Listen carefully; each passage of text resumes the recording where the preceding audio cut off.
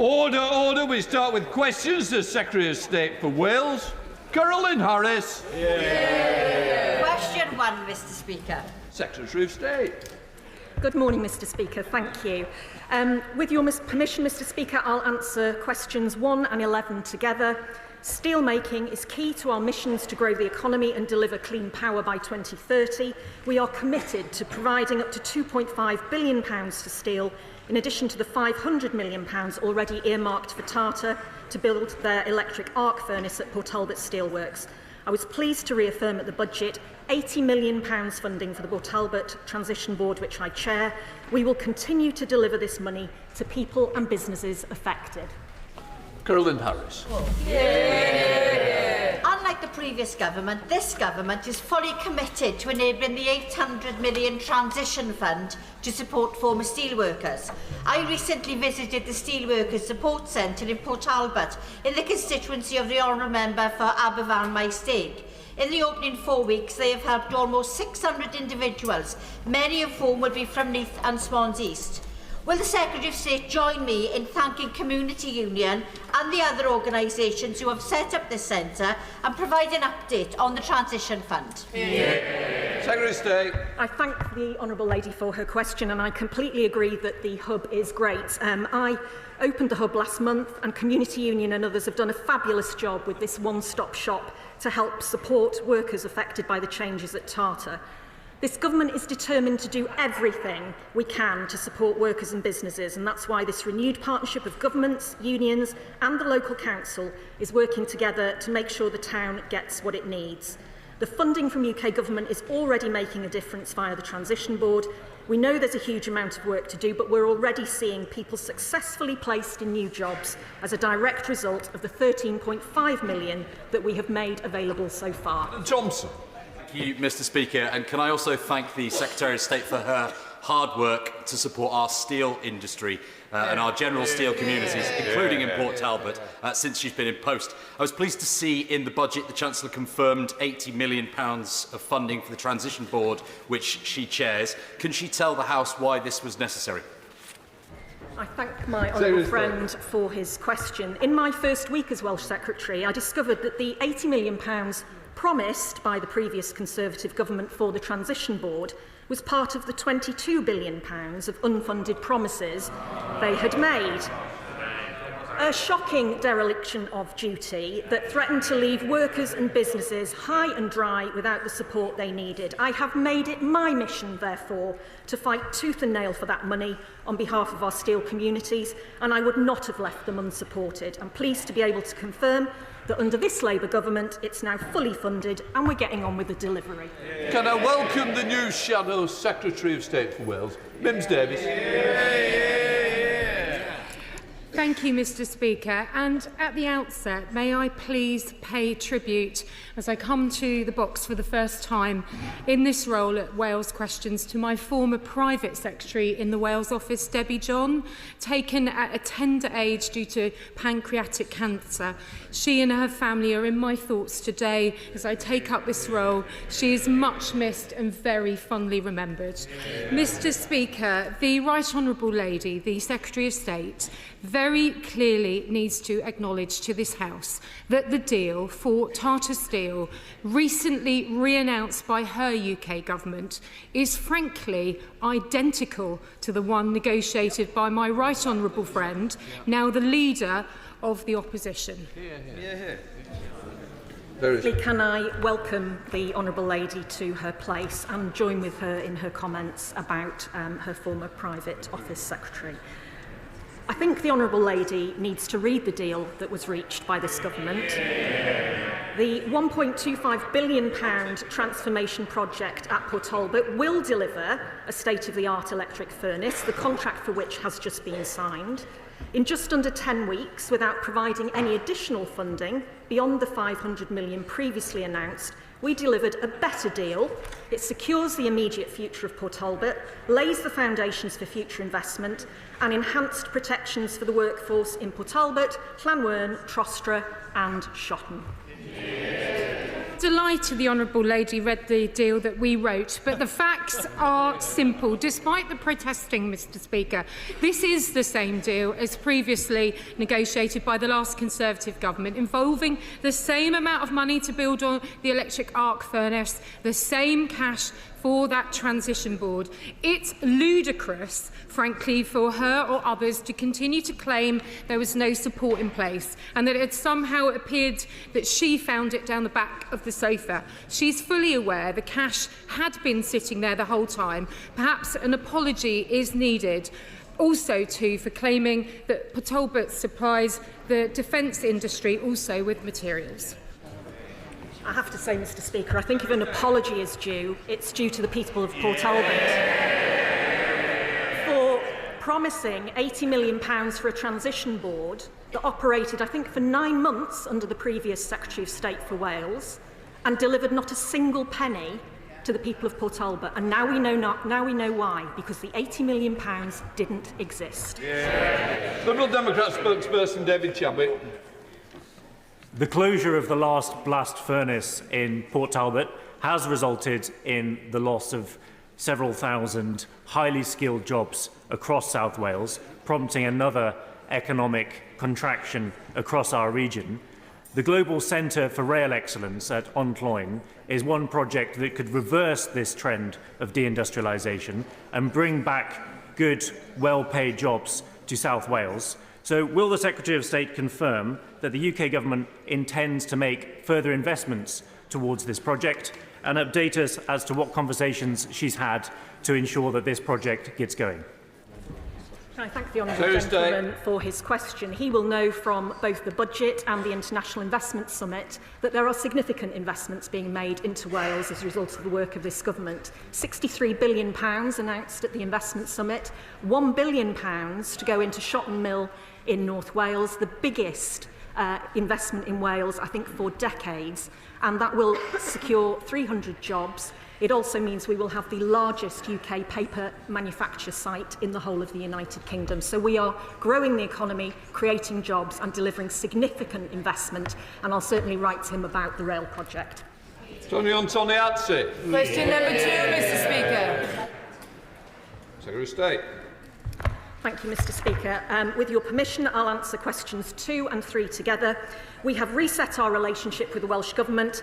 Our approach is based on trust and mutual respect and is spearheaded by the new Council of the Nations and Regions, which met for the first time last month. My regular meetings with the First Minister of Wales are also driving forward our new partnership, which is already delivering for Wales, and this was evident in the biggest ever real terms budget settlement delivered for the Welsh Government last week. Tony Antoniazzi. I'd like to thank the Secretary of State for her response, and she has been clear that this Labour Government will build a new partnership with the Welsh Government based on cooperation, respect and delivery. But can she say how the Government will give meaning to the manifesto commitment to strengthen devolution?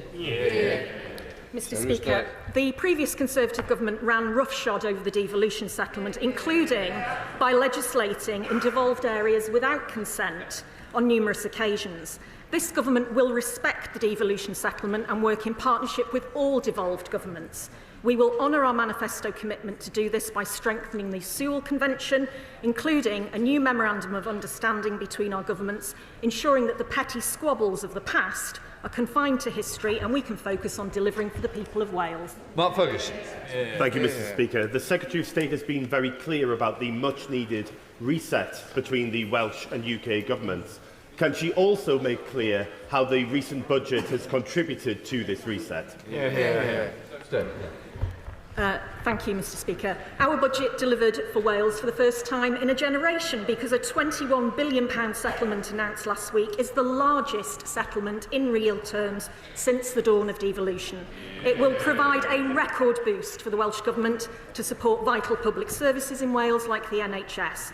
It includes £25 million to maintain the work to keep coal tips safe, as well as £320 million for investment zones in North Wales and South Wales to power our sector strengths like creative industries, life sciences and advanced manufacturing, such as our world-leading compound semiconductor cluster. This shows the difference to Labour governments working together. Thank you, Mr. Speaker. First of all, may I pay tribute to my friend who's just taken on the role of Shadow Secretary of State for Wales. A fantastic opportunity for her to champion a vital part of our union. But may I ask the Secretary of State, who's newly in her place, what is she going to do to make sure that the power that brings our union together comes out of Ynys Môn, that's Anglesey to her, so that she is able to make sure that the nuclear projects that keep us safe are actually properly invested in and not dropped as they have been by this Labour government? They control both sides of the M4 now. It's about time they delivered. I wonder whether the right honourable gentleman has ever been to Anglesey, or Ynys Môn, as he describes it. I'm very eager to see new nuclear developments in North Wales, which will provide high-quality jobs across the region and drive economic growth. We recognise a nuclear future at Wilver could help deliver several of our strategic objectives, achieving net zero, energy independence and restoring economic prosperity across our nations and regions. Great British Nuclear completed the purchase of the site in June 2024, and we will make future announcements about it very soon. Jim Allister. Could the Secretary of State explain how you strengthen the union while maintaining a petitioning border in the Irish Sea at the behest of a foreign jurisdiction and under its laws? Secretary of State. I'd refer the honourable gentleman to my previous answer about the resetting of the relationship with Welsh Government, working together, respecting the devolution settlement with all devolved governments. Liz Savile-Roberts. The Secretary of State talks about respecting the devolution settlement.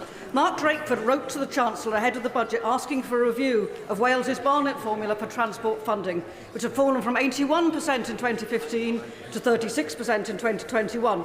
But the budget revealed a further cut in Welsh transport comparability factor, now down to 33%. How come strengthening the union under Labour means that every major rail project in England results in Wales losing out?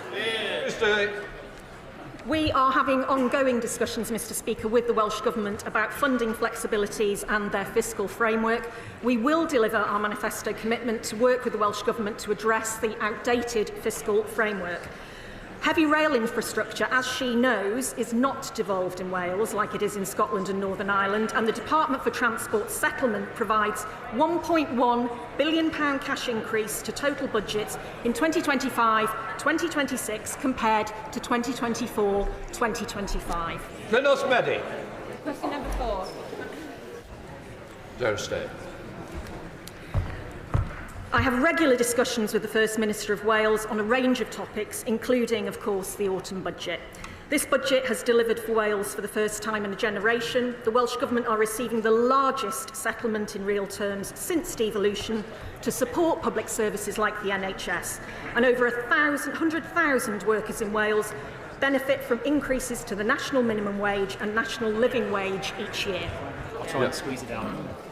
The Barnett form announced that the budget announced that the Barnett formula would apply to funding for agricultural, rather than the devolved government receiving a ring-fence amount. The Farmers Union of Wales say Barnettisation of funding could lead to a cut of £146 million per year, a cut of over 40%. Can the Secretary of State say if the figure is correct, and whether she believes that her government's budget has showed any consideration at all to our farming communities? Secretary of State. I was very pleased, Mr. Speaker, that the budget was able to protect the current farming budget for the next financial year, despite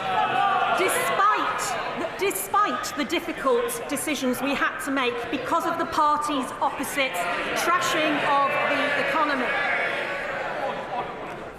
Mr. Griffiths, you're continuously always being a nuisance on the front bench. Please, I want you to either restrict it or go and get yourself that cup of tea. Secretary of State.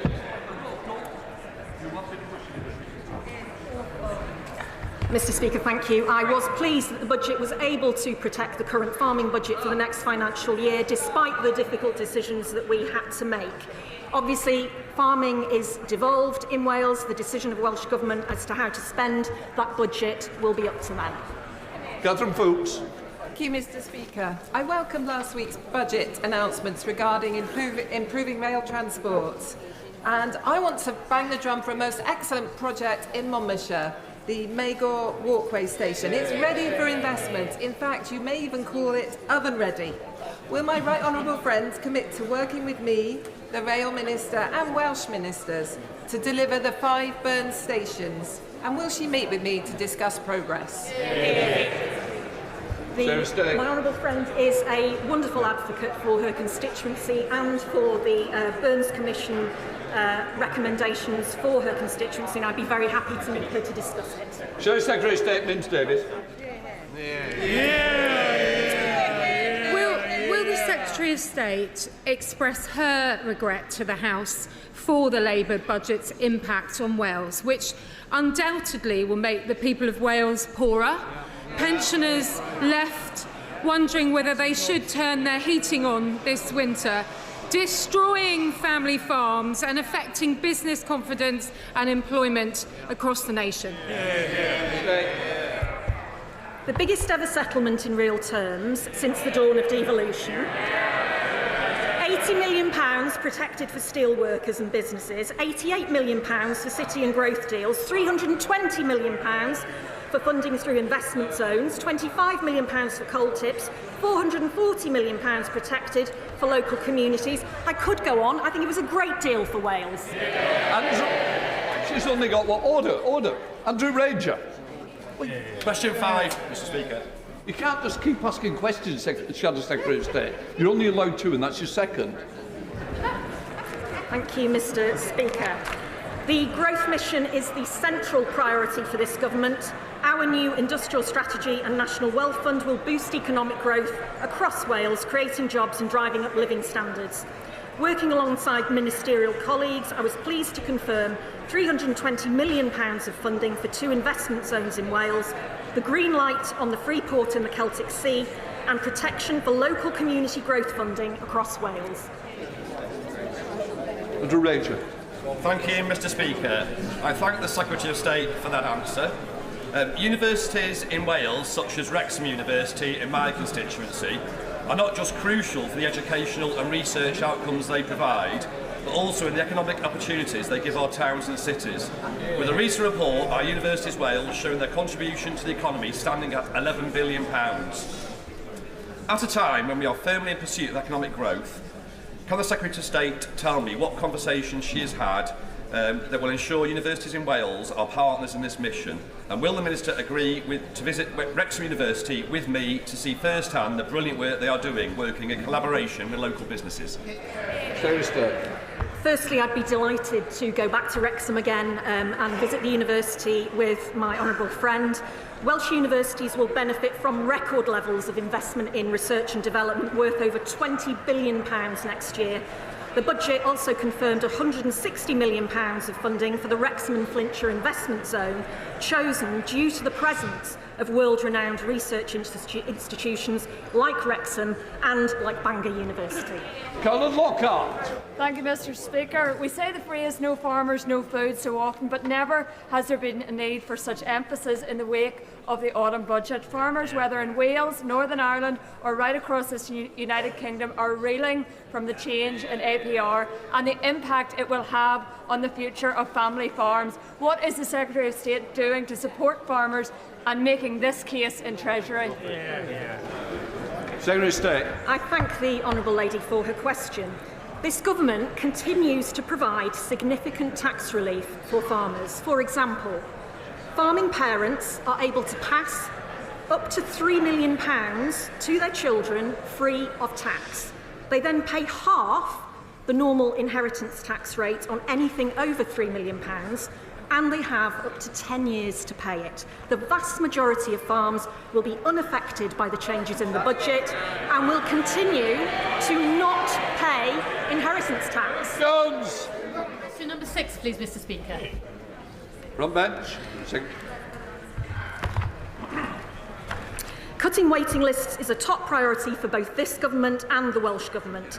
Last week's spending review provided the Welsh Government with its largest real-term settlement since devolution, including an additional £1.7 billion for 2025-26 enabling them to spend more on public services like the NHS. I continue to collaborate with ministerial colleagues in both governments with the aim of driving down waiting lists. Ruth Jones. I thank the Secretary of State for her answer, and I welcome this new partnership between the Welsh and the UK Government, which represents a real opportunity to share best practices and help cut NHS waiting lists in England and Wales. So could the Secretary of State expand on how she will ensure that patients on both sides of the border can get access to the best healthcare possible in a timely manner? Both governments are working collaboratively to make the NHS fit for the future. We provided £1.7 billion boost for Welsh Government to spend on public services like the NHS. The Welsh Government have just announced £28 million to cut NHS waiting times. Both governments are sharing best practice and will consider more cross-border arrangements where capacity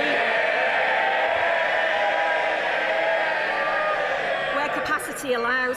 The Welsh Government's Ministerial Advisory Group on NHS performance and productivity has been established to support improvements and bring down long waiting lists.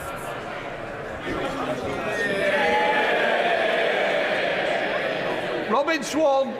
Thank you, Mr. Speaker. The Secretary of State will know that health has devolved across all the nations. Can she reassure me that the Secretary of State for Health will work with the devolved health ministers to make sure that we can truly engender a national health service for the likes of mental health across this nation? Secretary of State. I know that the Health and Social Care Secretary wants to ensure that the National Health Service across all our 4 nations is fit for the future. This is Savile Roberts. The BMA in Wales says that GP funding has decreased as a percentage of the Welsh Government's budget by over 2.6% since 2005. Trevelyan Surgery in Portelli cannot afford to fill key staff roles now. Budget measures will cost them an extra £19,000. Now, the Secretary of State for Wales knows the state of the NHS in Wales. So why is she instrumental in Labour at both ends of the M4 threatening GP surgeries? Secretary of State. We are not threatening GP surgeries, and if the Right Honourable Lady does not think that a £1.7 billion additional funding to spend on the NHS in Wales as a result of the budget isn't a great idea, then she needs to say what she would do instead. Clive Jones. Number 7, please, Mr. Speaker. Minister. Who's answering? Sorry, Mr. Speaker. I recently met the Deputy First Minister of Wales to discuss a range of matters relating to farming. In September, the Interministerial Group meeting on rural affairs agreed to improve food security and environmental land management by increasing the exchange of data and insights of farming support schemes. I was also pleased to see the budget protecting Welsh farm budgets at current levels for the financial year. Clive Jones. Thank you, Mr. Speaker.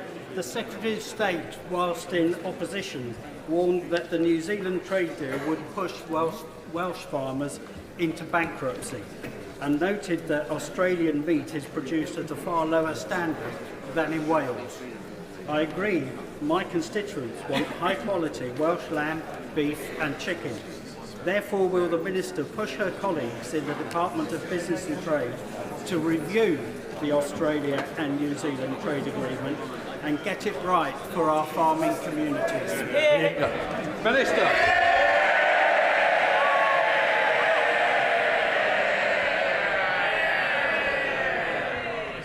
Right. Well, the honourable member will know as well as I do that the new leader of the opposition is the one who sold our farmers down the river, negotiating deals with countries like Australia, leaving our farmers open to increasing quotas of imported meat. But I can assure him that this government is committed to promoting robust standards nationally and internationally to protect consumer interests and to ensure that consumers have confidence in the food that they buy.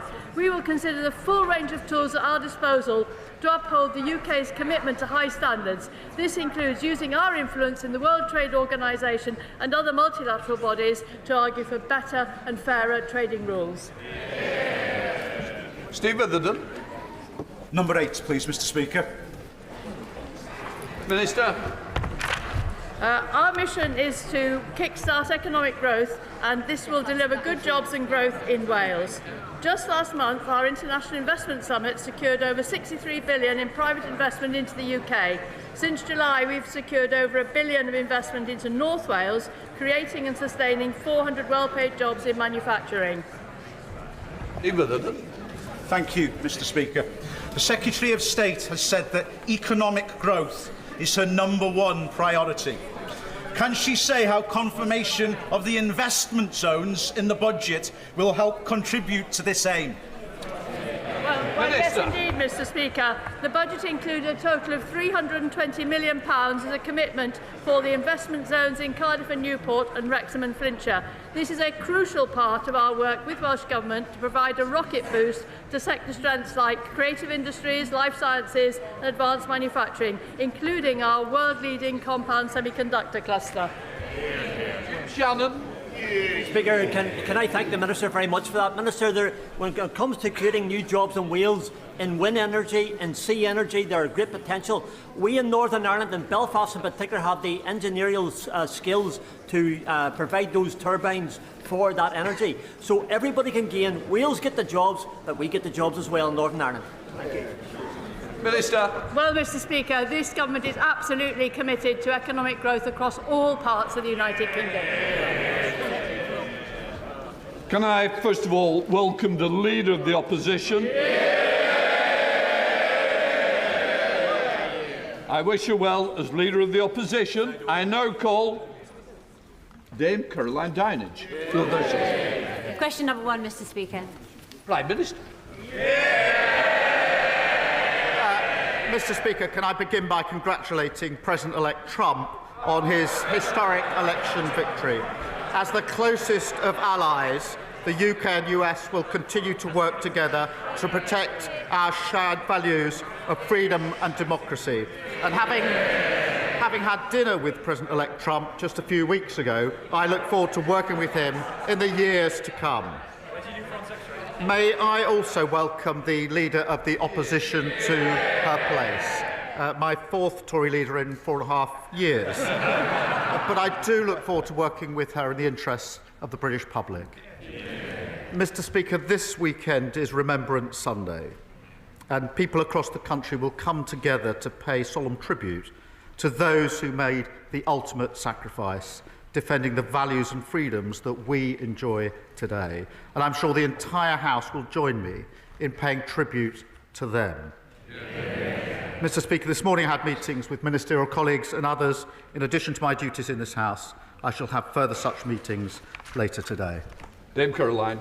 Thank you very much, Mr. Speaker. My constituent Susan is going to miss out on her winter fuel allowance this winter because she's just £10 above the pension credit threshold. So as well as losing out on this vital money to keep her house warm, she also doesn't get the £150 warm home discount. She doesn't get the £169 free TV licence or free NHS prescriptions. For the sake of a tenner, Prime Minister, is this fair? Prime Minister. Mr. Speaker, we passed a budget which was to fix the foundations of this country and to rebuild our country.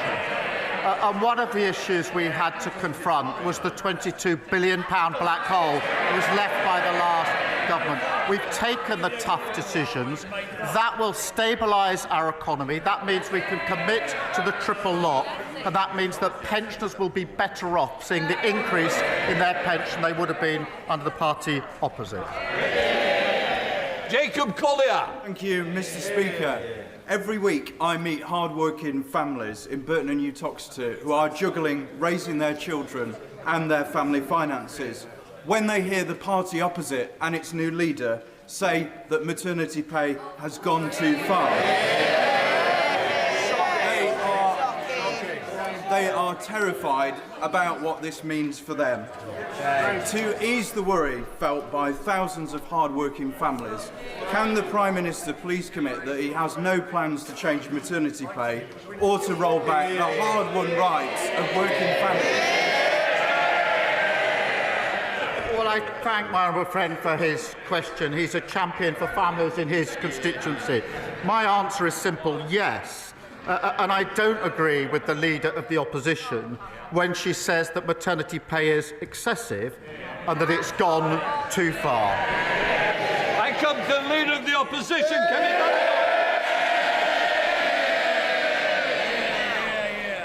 Mr. Speaker, can I thank the Prime Minister for his almost warm welcome? And can I also echo the comments that he has made? It is an immense privilege and the honour of my life to lead the Conservative Party. And I look forward to joining him at the Cenotaph this Remembrance Sunday. As leader of His Majesty's opposition, I will be taking a different approach to the last opposition by being a constructive opposition. And so I would like to start by congratulating President-elect Trump on his impressive victory this morning. The Prime Minister and the Foreign Secretary met him in September. Did the Foreign Secretary take that opportunity to apologise for making derogatory and scatological references, including, and I quote, Trump is not only a woman-hating, neo-Nazi sympathising sociopath, he is also a profound threat to the international order. And if he did not apologise, will the Prime Minister do so now on his behalf? Mr. Speaker, there will be many issues on which the Leader of the Opposition and I disagree, but there will be issues that do unite this House on national security and Ukraine, and I do look forward to working closely with her on that, and I will provide her with the information that she needs to discharge her duties. That's the right thing for the country, and it's far more important than party politics. And the Foreign Secretary and I did meet President-elect Trump just a few weeks ago for dinner for about a couple of hours, and we discussed a number of issues of global significance. It was a very constructive exercise. Mr. Speaker, the Prime Minister did not distance himself from the remarks made by the Foreign Secretary, and I'm very sure that President Trump will soon be calling to thank him for sending all of those North London Labour activists to campaign for his opponent. Given that most of his cabinet signed a motion to ban President Trump from addressing Parliament, will the Prime Minister show that he and his government can be more than student politicians by asking the Speaker to extend? Can they show that they can be more than student politicians? Order. Mr. Perkins, I don't need to anymore. Your voice curries, it's like mine, too loud. Thank you, Mr. Speaker.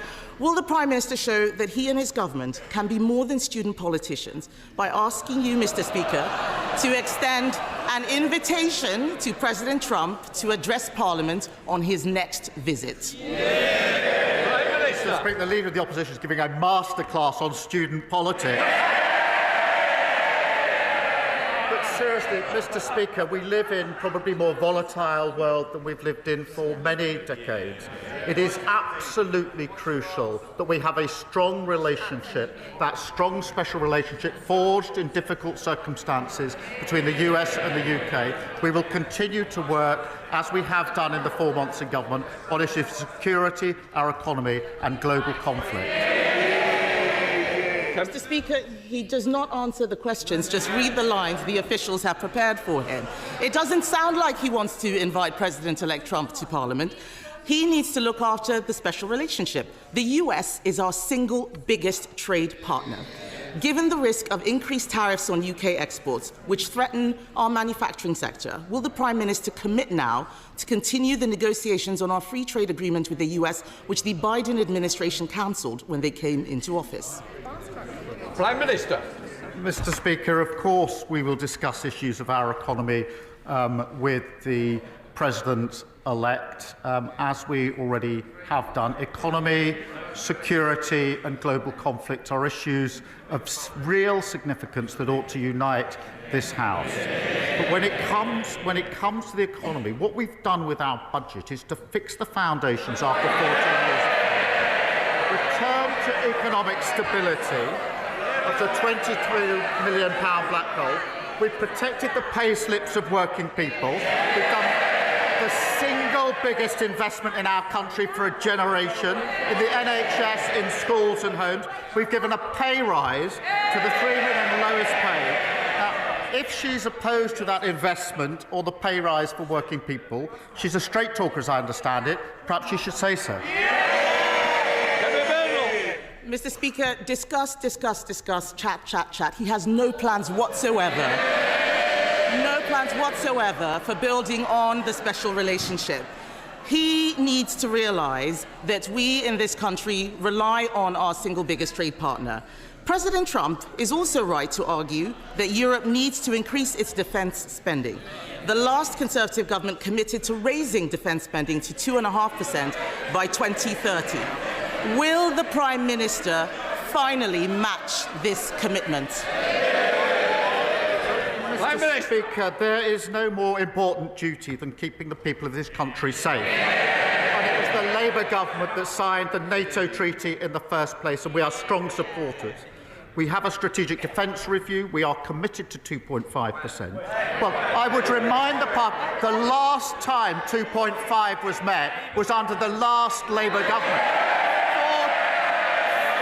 14 years, and they never did it once.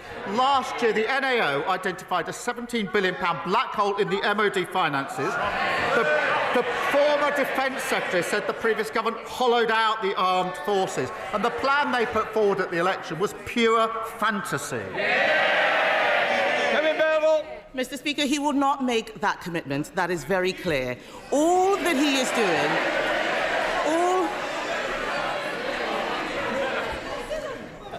I'm going to hear the questions. If the people who don't want to hear it, they can leave now.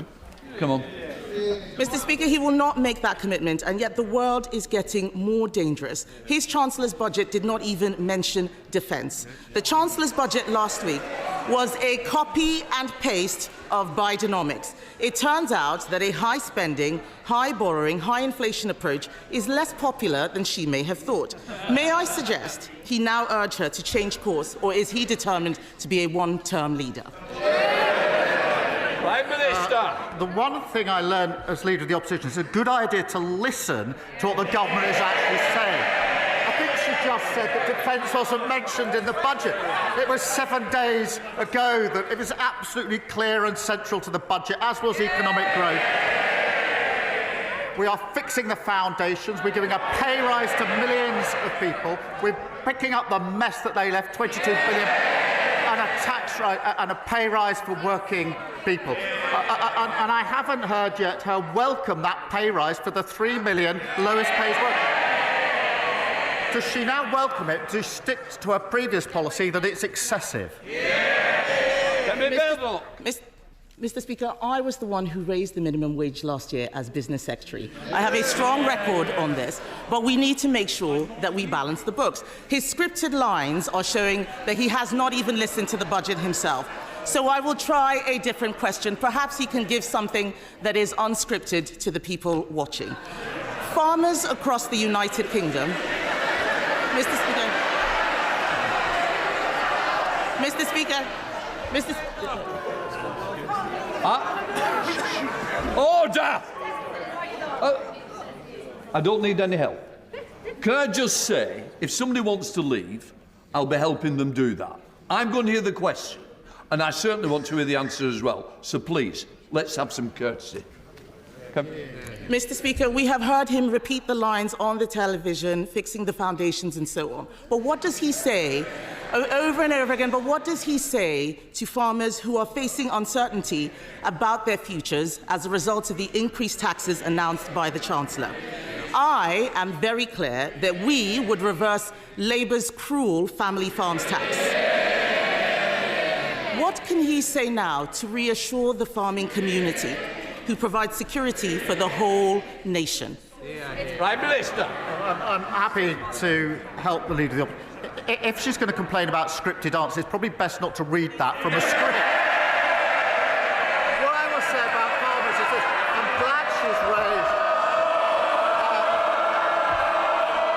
I'm glad she's raised farmers, because the budget last week put £5 billion over the next 2 years into farming. That's the single biggest increase, unlike the £300 million, which was underspent under the last government. And when it comes to inheritance, the vast majority of farmers will be unaffected, as she well knows, as they well know. But that budget was about fixing the foundations, fixing the whole $22 billion that they left and investing in the future of our country, investing in our NHS, investing in our schools, our hospitals and our homes. And I'm proud that that's the investment work. And if they oppose it, they should go out there and tell their constituents they're against that investment in the future of our country. That's the difference. A Labour government taking us forward. They're stuck in the past. Thank you, Mr. Speaker. I'm going to hear Matthew Patrick. Mr. Speaker, Emily left her ex, but the abuse did not stop. He stayed in their home, cancelled the mortgage contributions and destroyed her credit score. Now she cannot even take out a mobile phone contract.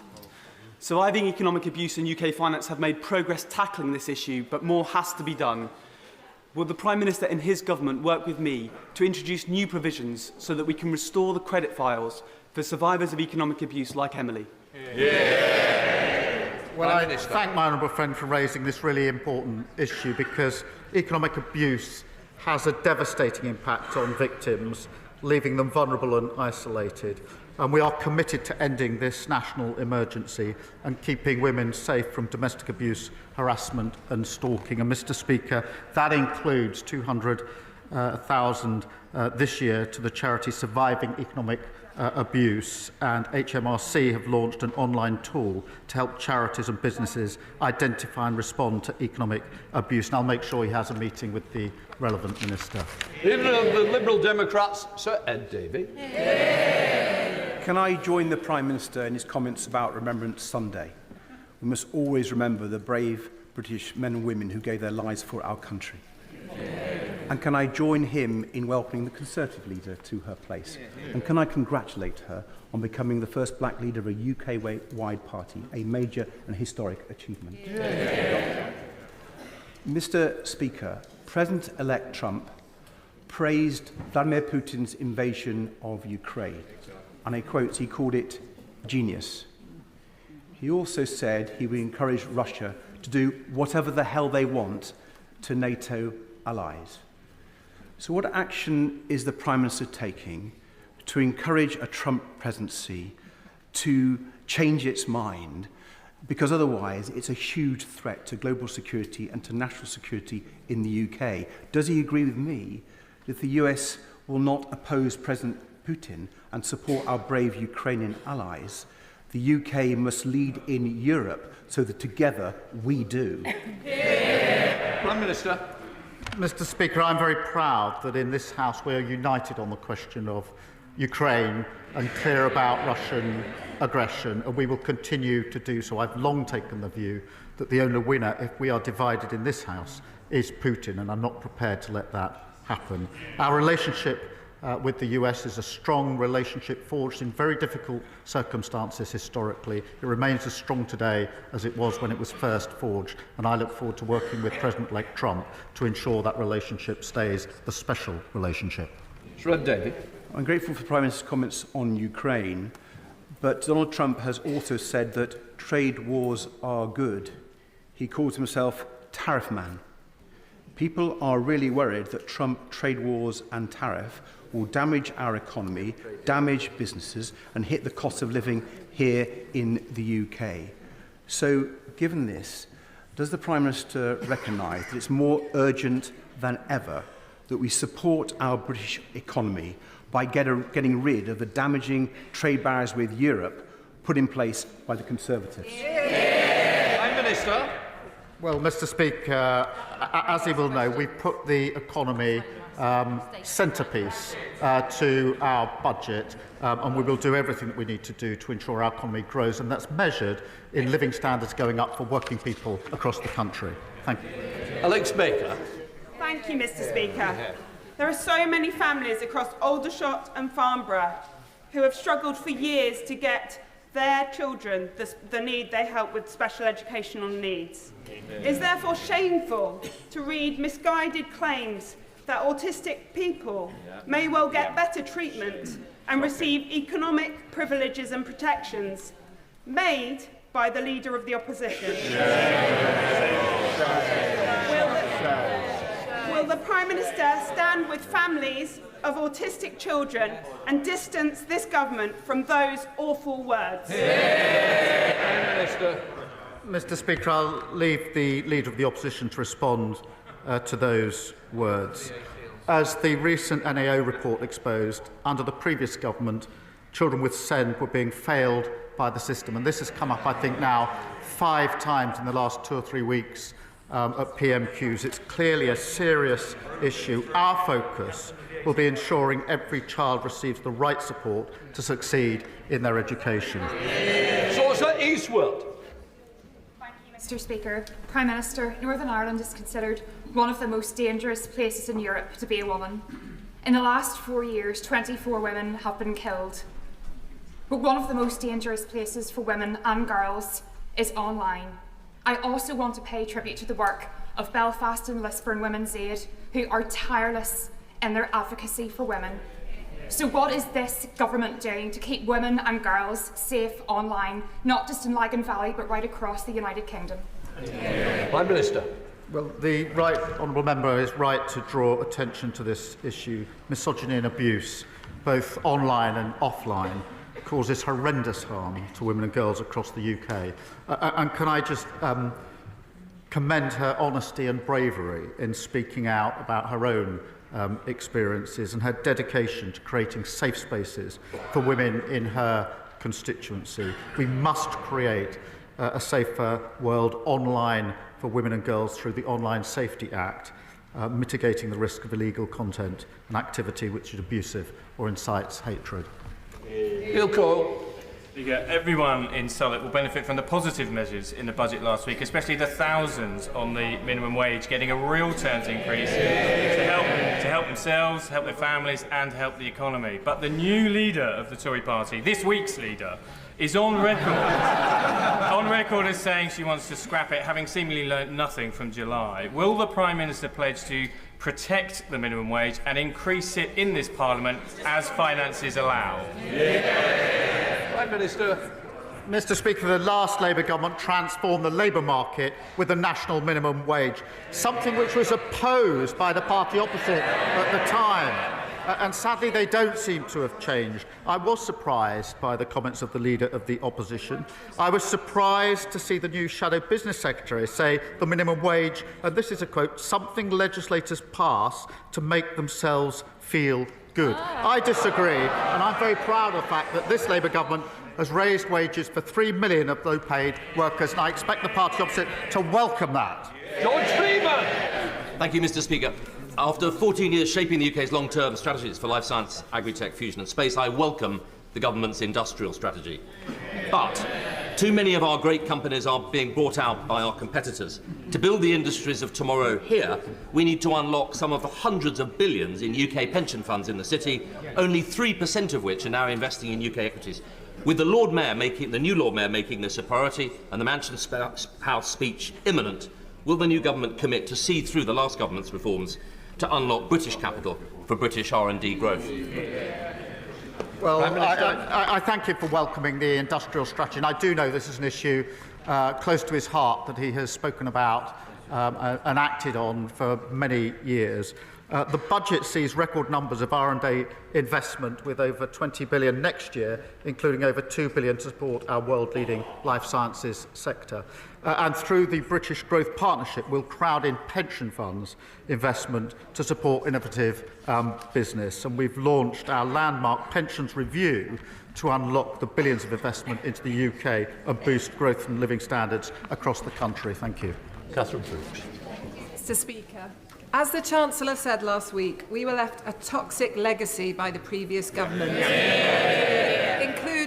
including rivers filled with polluted waste. Will the Prime Minister put the River Wye into special measures by designating it a water protection zone? And will he meet with me and the excellent cross-border Wye Catchment Partnership to deliver their plan to clean up the Wye? Prime Minister. The River Wye is one of our most important, iconic rivers, and we are working closely with the Welsh Government on this pressing issue. A destruction of our waterways should never have been allowed. And that's why we launched a Water Commission to attract investment and speed up infrastructure delivery. And we introduced legislation to enable tougher penalties and severe fines to crack down on polluters. I will make sure that she gets a meeting with the relevant minister.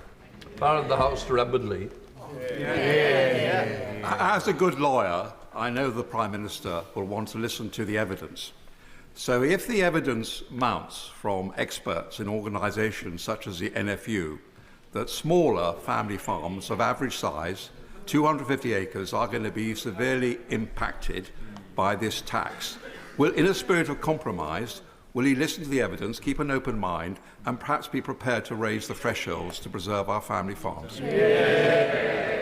Mr. Speaker, we are listening to farmers, and the Environment Secretary and the Treasury Ministers met with the NFU on Monday of this week. We have taken a fair and balanced approach. The vast majority of farms will not be affected by this. But what I will also say is, having grown up in a rural community, I know that rural communities also need an NHS that's back on its feet. They also need schools that their children can go to and homes that their families can afford to live in. But we will continue to talk to the NFU and others. Mary Glenda. Thank you, Mr. Speaker. This week, the Leader of the Opposition told us that any outrage at suitcases full of wine and karaoke machines in Downing Street, whilst people across the country were told to stay at home, was all overblown. For the people and businesses in my constituency who followed the rules, many of us at great personal cost, this is an insult. Will the Prime Minister join me in ensuring that as a country we learn the lessons from COVID, and as a party the Conservatives learn the lessons of their behaviour too? Mr. Speaker, across the country people made enormous sacrifices during COVID. They missed weddings, births, deaths. Really important moments in their lives and their families' lives. In doing so, they saved the lives of people they will probably never meet. That was a collective effort, and unfortunately the party opposite who set the rules did not follow them themselves. It was a betrayal of those that did, and I think the Leader of the Opposition was wrong to describe the public anger and upset as overblown. I'm sure she'll want to clarify that at the first opportunity. Cyfarwydd, Glan Horse Nursing Home is in my constituency in Ysmôn. Tell me that the budget changes mean a 10% increase in their cost. That's a staggering £127,500 extra in-year cost. Will the Prime Minister reconsider the rise in the employer's national insurance? Prime Minister. Mr. Speaker, what we did in the budget last week was to ensure that no one would face tax rises in their pay slip. We had to deal with the £22 billion black hole, but when we did so, we protected the smallest businesses and charities. We doubled the employment allowance to £10,500. That means that 40% of employers won't pay employers' NICs. Companies with 4 employees or less on a minimum wage will pay no employer NICs at all, and half of businesses that pay NICs will see no change or pay less after the budget. Thank you. Bill Brickle. My constituents in Bolton West were pleased to hear last week's budget prioritise investment in public infrastructure, including important projects such as the electrification of the Wigan to Bolton railway line, which will deliver more reliable and greener journeys.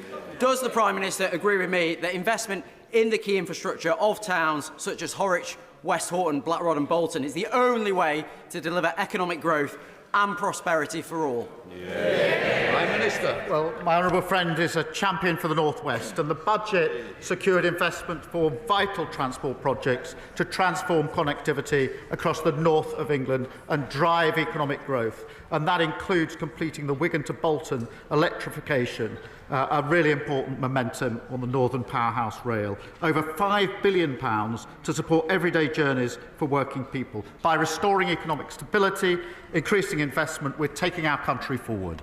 Victoria Collins. Thank you, Mr. Speaker.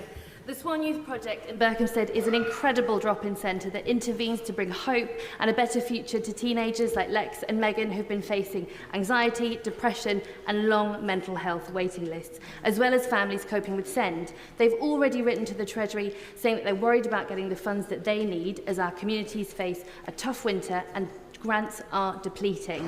Parole, the manager, also assures me that she makes a mean curry and would welcome the Prime Minister. So will the Prime Minister join me to discuss their concerns and ensure that organisations in the third sector like theirs get the support that they need as they work tirelessly for our communities?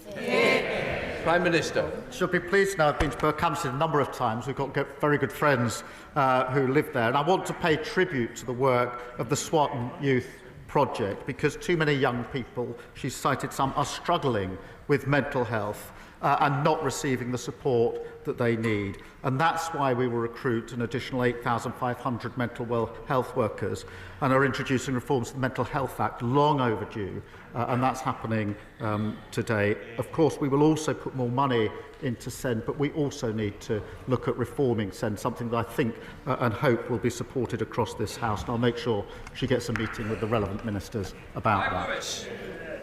My right honourable friend, the Prime Minister, will know that after 14 years of Tory ideological hostility and cuts, our universities are in financial meltdown. In my own constituency of Norwich South, the University of East Anglia is having to make redundancies, as are many others. Our honourable friend, the Secretary of State for Education, has started to address the problem, but we need a longer-term solution that doesn't simply saddle more debt on our young people. So can my right honourable friend say how we can move to fix the foundations of higher education as we go forward? Prime Minister. I thank him for that question. He's right to raise higher education, because we inherited a sector facing severe financial challenges.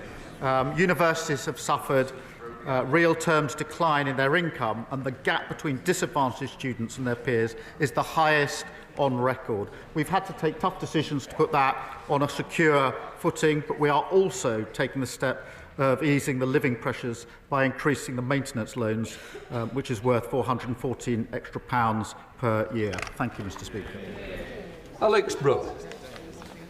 Hamilton, former sub-postmistress and constituent of North East Hampshire, has long been campaigning, along with Alan Bates, for compensation following the Horizon Post Office scandal. Can the Prime Minister give an exact time frame in which those who have been waiting over a decade might finally be compensated?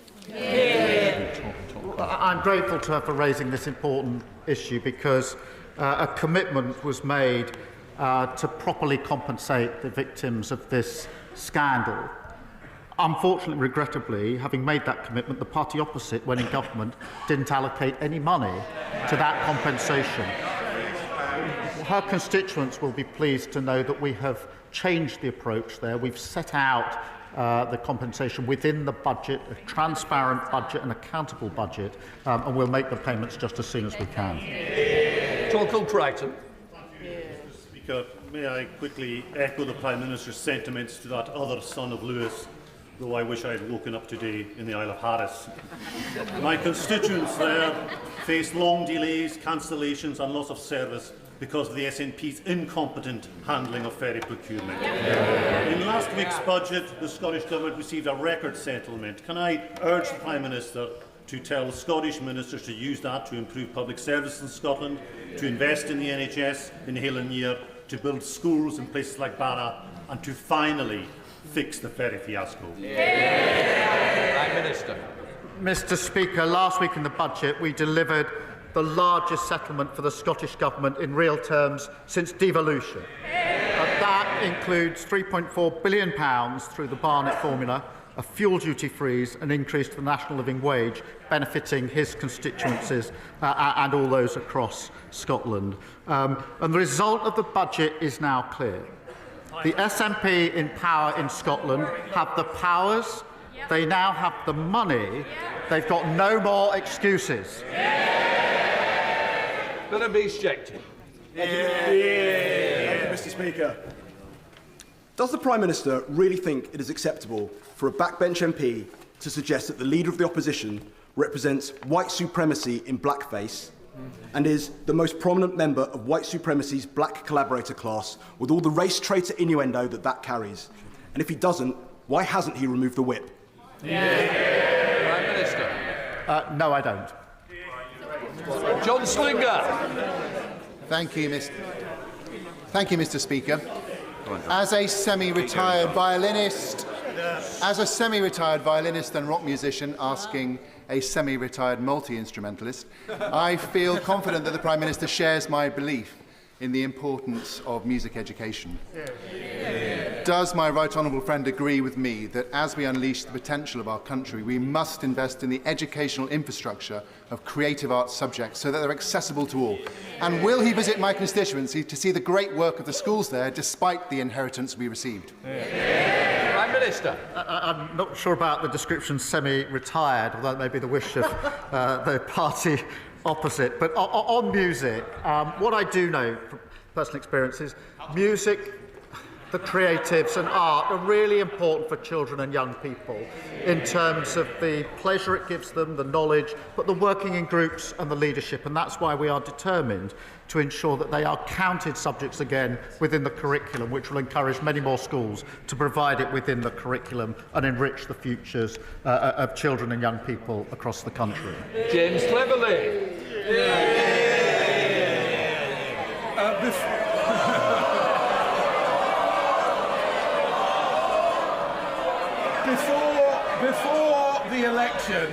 Before the election, he claimed that he would not put up national insurance contributions. He put it up. Before the election, he claimed he would scrap tuition fees. He put it up. Before the election, he said he would not tax family farms.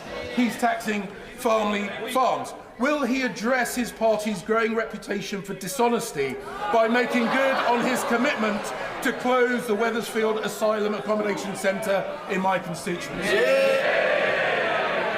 Mr. Speaker, we're keeping the promises we made in our manifesto.